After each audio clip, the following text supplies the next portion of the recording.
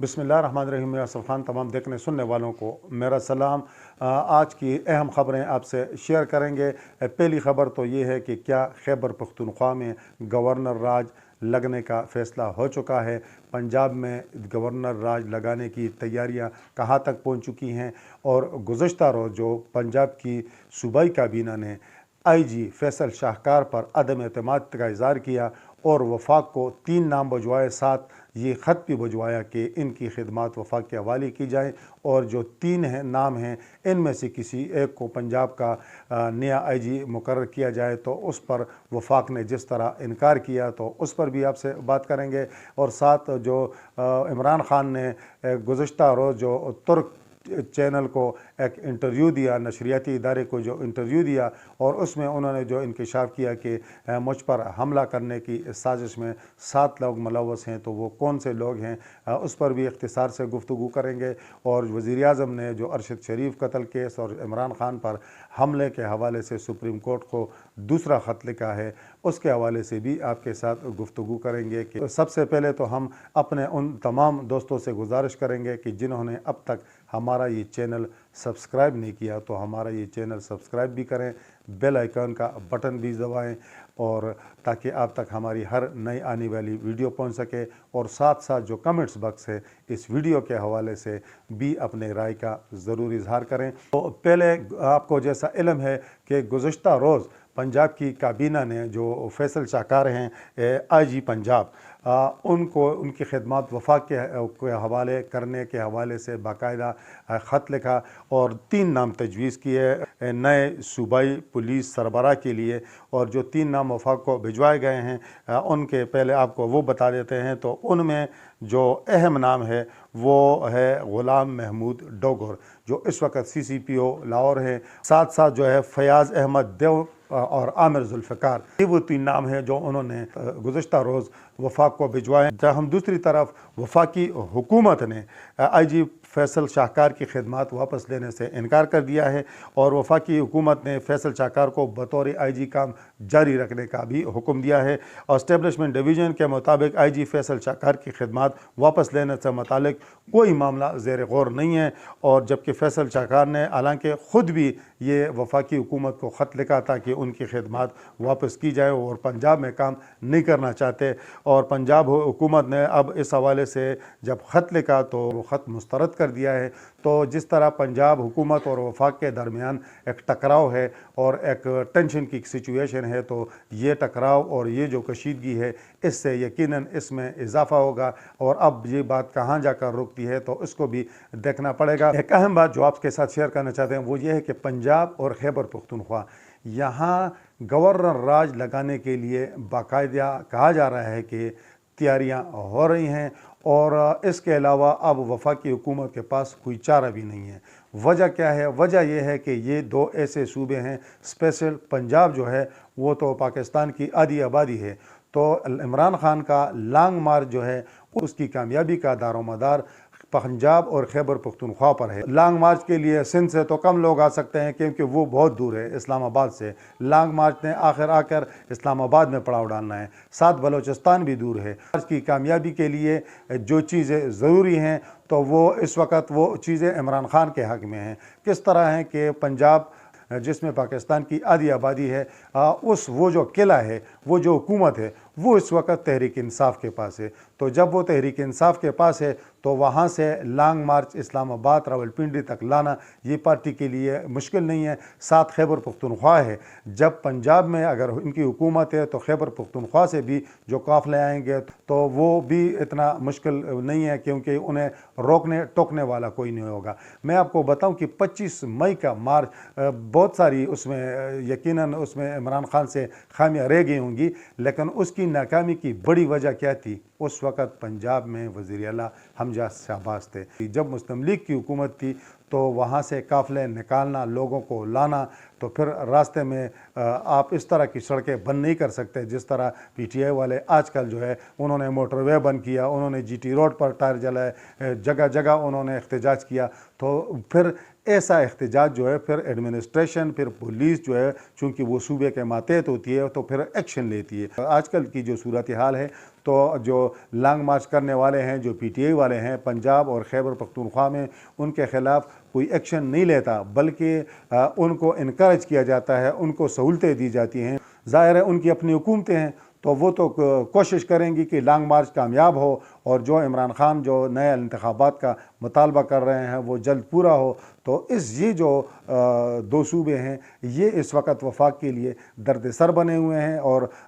جس طرح PTI والے اور فواد چودھری بعض اوقات کہہ دیتے ہیں جی وفاقی حکومت تو 27 کلومیٹر جو اسلام آباد کا ایریا ہے اس پر ان کی حکومت ہے، باقی ملک پر حکومت نہیں ہے، تو وہ پھر یہ ثابت کرنے کی بھی کوشش کرتے ہیں۔ تو اس وقت بھی یہی صورتحال درپیش ہے، اور اب چونکہ وفاقی حکومت کو جواز مل گیا ہے عمران خان پر، وزیر آباد میں جس طرح حملہ ہوا، قاتلانہ حملہ ہوا، اور PTI کا ایک ورکر بھی اس میں شہید ہوا، کچھ لوگ زخمی ہوئے، تو اب جس طرح گورنر پنجاب بھی اس حوالے سے کہہ چکے ہیں کہ پنجاب میں گورنر راج کا لگنا خارج از امکان نہیں ہے، اور یہی صورتحال لگتا ہے کہ خیبر پختونخوا کے لیے بھی ہوگی۔ اور اس میں اب مشکلات کیا ہیں، قانونی پیچیدگیاں کیا ہیں، یہ بھی بڑا دلچسپ پہلو ہے، یہ بھی آپ کے ساتھ شیئر کریں گے۔ پنجاب میں اب جو وزیر اعظم نے سپریم کورٹ کو خط لکھا ہے کہ جی جو عمران خان پر حملہ ہوا ہے اس کی تحقیقات کی جائیں، شہباز شریف کا جو قتل ہوا ہے اس کی تحقیقات کی جائیں، اور یہ بڑا اچھا اقدام ہے کہ انہوں نے کہا کہ اس کے لیے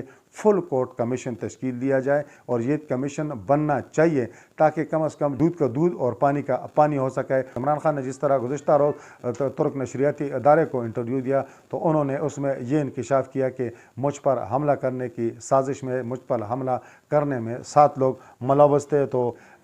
پہلے 4 لوگوں نے مجھے قتل کروانے کا منصوبہ بنایا، اور بعد میں ان کا کہنا تھا کہ مزید 3 لوگ مجھے قتل کروانا چاہتے تھے۔ 3 لوگوں کا نام میں نے عوام کو بتا دیا ہے، یہ مذہب کا سہارا لے کر مجھے مارنا چاہتے تھے۔ تو یہ ساری انہوں نے گفتگو کی ہے، تو کہ اگر میرے پاس بلٹ پروف گاڑی بھی ہو تو پھر بھی مارنے والے بہت طاقتور ہیں، اور ساتھ انہوں نے یہ بھی کہا کہ گزشتہ 5-6 ماہ کے دوران اپنی مہم کے وقت مجھے کہا گیا کہ آپ کی جان کو خطرہ ہے، ریلی میں گئے تو آپ کو قتل کیا جا سکتا ہے، لیکن میں نے فیصلہ کیا کہ اپنی حقیقی آزادی کی مہم کو ترک نہیں کر سکتا، خواہ اس کے کوئی بھی نتائج برآمد ہوں۔ شریف نے اس حوالے سے سپریم کورٹ کو خط لکھ دیا ہے ارشد شریف قتل کیس اور عمران خان حملے کے حوالے سے، لیکن عمران خان نے اس حوالے سے اس ضمن میں جو اپنی منطق رکھی ہے وہ یہ رکھی ہے کہ انہوں نے تو جو فل کورٹ کمیشن ہے اس کا خیر مقدم کیا ہے، لیکن دوسری طرف ان کا کہنا یہ ہے کہ جو 3 لوگوں کے نام میں نے بتائے ہیں وہ استعفیٰ دیں۔ ان کا کہنا ہے کہ ان کی موجودگی میں مجھے نہیں لگتا کہ مجھے انصاف ملے گا، اور شفاف تحقیقات ہوں گی، یہ اثر انداز ہوں گے۔ تو اب یہ سپریم کورٹ پر کس طرح سے اثر انداز ہو سکتے ہیں، تو اس کا جواب تو عمران خان ہی دے سکتے ہیں۔ حالانکہ عمران خان کیس میں جو FIR درج ہوئی ہے سپریم کورٹ کے حکم پر، تو جو جسٹس یحییٰ آفریدی ہیں ان کا اس حوالے سے باقاعدہ اختلافی نوٹ بھی آیا ہے، اور انہوں نے کافی حیرت کا اظہار کیا ہے کہ سپریم کورٹ میں یہ معاملہ زیر سماعت ہی نہیں تھا، تو اس کو کیوں زیر بحث لایا گیا۔ اب گورنر راج کے حوالے سے آپ کے ساتھ کوئی دلچسپ چیزیں شیئر کرتے ہیں، وہ یہ کہ گورنر راج لگ سکتا ہے، قانون میں اس کی کس طرح، آئین میں کس طرح گنجائش ہے۔ موجودہ وفاقی حکومت نے عدم اعتماد کے ذریعے عمران خان کو تو ہٹایا، شہباز شریف وزیر اعظم تو بن گئے، لیکن جس طرح پنجاب کا مورچہ، میں اس کو مورچہ کہوں گا، پنجاب کی حکومت ان کے ہاتھ سے گئی، اور جس طرح ایوان صدر میں آج بھی عارف علوی ہیں، تو یہ ان کے لیے کافی رکاوٹوں کا سبب ہیں۔ اب 18ویں ترمیم کے بعد گورنر راج کس طرح لگ سکتا ہے؟ وہ اس طرح لگ سکتا ہے کہ صوبائی اسمبلی خود قرارداد منظور کرے گی، جس میں وفاق کو کہا جائے گا کہ حالات اس طرح نہیں ہے کہ یہ حکومت اس کو کنٹرول کر سکے، تو آپ گورنر راج لگا دیں۔ اور دوسرا طریقہ یہ ہے کہ وزیر اعظم جو ہے وہ صدر مملکت کو لکھیں اور صدر مملکت گورنر راج لگا بھی دیں، تو پھر بھی جو ہے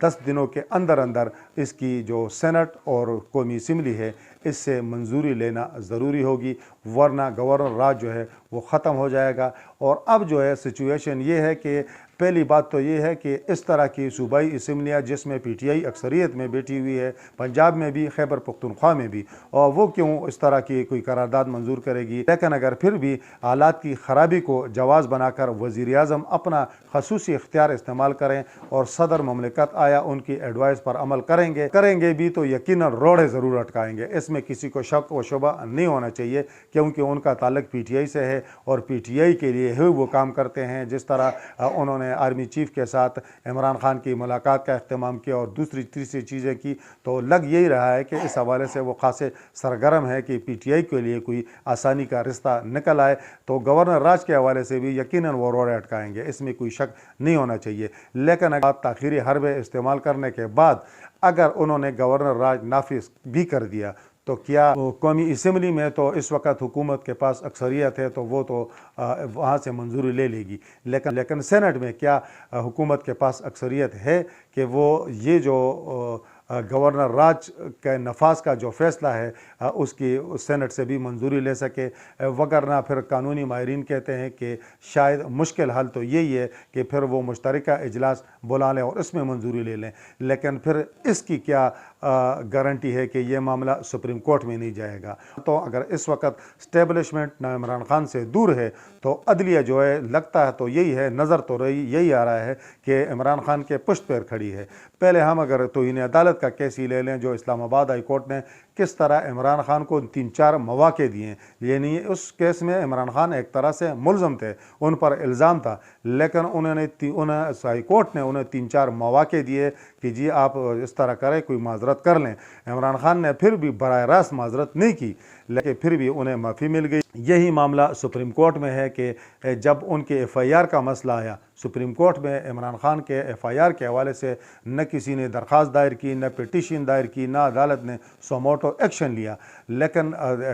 دوسرے مقدمے کے دوران جو عمر عطا بندیال چیف جسٹس ہے انہوں نے عمران خان کے وکیل سے اس حوالے سے پوچھا اور پوچھتے ہی انہوں نے اس پر سٹینڈ لیا۔ آئی جی کو بھی پنجاب کا جو رجسٹری ہے سپریم کورٹ کی اس روم پر وہ ویڈیو لنک کے ذریعے انہیں طلب کیا گیا اور حکم دیا گیا کہ 24 گھنٹے کے اندر ایف آئی آر درج کی جائے، اور ایف آئی آر بھی درج ہو گئی۔ آنے والے دنوں میں بھی اگر گورنر راج لگتا ہے تو اس کی کیا گارنٹی ہے کہ یہ معاملہ اگلے دن سپریم کورٹ جائے گا اور سپریم کورٹ اس حکم کو اڑانے دے گی۔ اب ارشد شریف قتل کیس کے حوالے سے جیسا میں نے کہا کہ وزیر اعظم شہباز شریف نے اس حوالے سے سپریم کورٹ کو خط لکھا ہے، اور عمران خان پر حملے کے حوالے سے یقیناً شہباز شریف نے اسپیشلی عمران خان پر حملے کے حوالے سے جو سوالات اٹھائے ہیں تو اس میں تو کوئی شک نہیں کہ یہ سارا معاملہ، یہ سارا امن و امان، ساری سیکورٹی صوبائی حکومت کی ذمہ داری تھی۔ آپ اس وقت جو 18ویں ترمیم کے بعد صوبوں کی خود مختاری کا اندازہ اس سے لگا لیں، وفاقی حکومت پنجاب کی پولیس کو، پنجاب کی حکومت کو یہ حکم نہیں دے سکتی کہ ہمیں پولیس دیں تاکہ ہم سیکورٹی کا بندوبست کریں۔ لانگ مارچ کے حوالے سے نہ کے پی کو وہ اس طرح کہہ سکتے ہیں، نہ وہ اگر وہ کہہ دیں نہ وہ آنے کے لیے تیار ہیں، یعنی وہ ان کا حکم ریجیکٹ کر سکتے ہیں۔ ایسی سچویشن ہے اگر سیکورٹی ناقص ہے، جس طرح وزیر اعلیٰ پرویز الہی نے بھی کہا، جس طرح صوبائی کابینہ نے بھی گزشتہ روز کہا، تو اس کی ذمہ دار تو خود پنجاب کی حکومت ہے، اس کی ذمہ دار تو خود پنجاب کی پولیس ہے۔ تو اب شہباز شریف نے جو سوالات اٹھائے ہیں وہ ٹھوس ہیں۔ حملہ جس نے بھی کیا ہو، سازش جس نے بھی کی ہو، لیکن عمران خان کو پروٹیکٹ کرنا، عمران خان کی حفاظت کرنا، لانگ مارچ کا جو پورا سیکورٹی انتظام، یہ پنجاب کی حکومت، پنجاب کی پولیس کی ذمہ داری ہے۔ جو پنجاب کے جو صوبائی جو انٹیلیجنس کے ادارے ہیں یہ ان کی ذمہ داری ہے، ذمہ داری تھی، اور اب بھی لانگ مارچ جب شروع ہوگا تو یہ ذمہ داری وہ نبھائیں گے۔ ارشد شریف قتل کیس کے حوالے سے البتہ یہ چیزیں ضرور ہیں کہ مراد سعید کہتے ہیں کہ جی میرے پاس ثبوت ہیں، اور فیصل واڈا نے کہا کہ میرے پاس ثبوت ہیں۔ جو پاکستان کی تحقیقاتی ٹیم گئی تھی کینیا، تو انہوں نے وہاں سے جو شواہد اکٹھے کیے ہیں تو اس سے تو یہی ظاہر ہو رہا ہے کہ جو ارشد شریف کی موت ہے وہ اس طرح کا کوئی غلط فہمی کا نتیجہ نہیں ہے، وہ براہ راست ٹارگٹ کلنگ ہے۔ اور اسپیشلی جو گاڑی میں جو ڈرائیور سیٹ پر جو شخصیت بیٹھی ہوئی تھی، جو یہ گاڑی چلا رہی تھی، تو ان حملہ آوروں کو اتنا بھی پتہ تھا، یہ تو وفاقی وزیر داخلہ نے بھی کہہ دیا ہے کہ ان کو اتنا بھی پتہ تھا کہ ارشد شریف کون ہے، کدھر بیٹھے ہوئے ہیں اور ڈرائیور کدھر بیٹھے ہوئے ہیں۔ تو یہ کوئی اتفاقی حادثہ نہیں تھا۔ یہ اغوا کی بات کرنا، دوسری تیسری، یہ تو پہلے ہی جب یہ واقعہ رونما ہوا تو جب کینین پولیس کے بارے میں خبریں منظر عام پر آئیں تو یہی کہا گیا کہ یہ تو پیسے کے لیے کسی کو بھی مار سکتے ہیں، تو اتنی وہ کرپٹ پولیس ہے۔ تو اب تو یہ جو چیزیں کھل رہی ہیں تو اس سے یہی لگ رہا ہے کہ یہ ٹارگٹ کلنگ ہے۔ اب اس میں کون ملوث ہے؟ تو اب اگر فل کورٹ اس پر بنے گا چیف جسٹس کی سربراہی میں تو یقیناً بہت ساری چیزیں سامنے آئیں گی۔ اور پاکستان کے جو صحافی وہاں گئے تھے، جو ایک ارم عباسی ہیں جو وائس آف امریکہ کی نمائندہ ہیں، اور ساتھ جو ہے वो मुर्तज़ा अली शाह जो गए हैं, तो उन्होंने इस हवाले से जो वहाँ जो गुफ्तगू की है हामिद मीर के साथ, तो उन्होंने भी यही कहा, यानी अंदाज़ों की बुनियाद पर यह कहा कि हम ये कह सकते हैं कि आम तासर ये है कि शायद जो इसकी साजिश जो है वो यहाँ की पाकिस्तान में तैयार की गई है। अब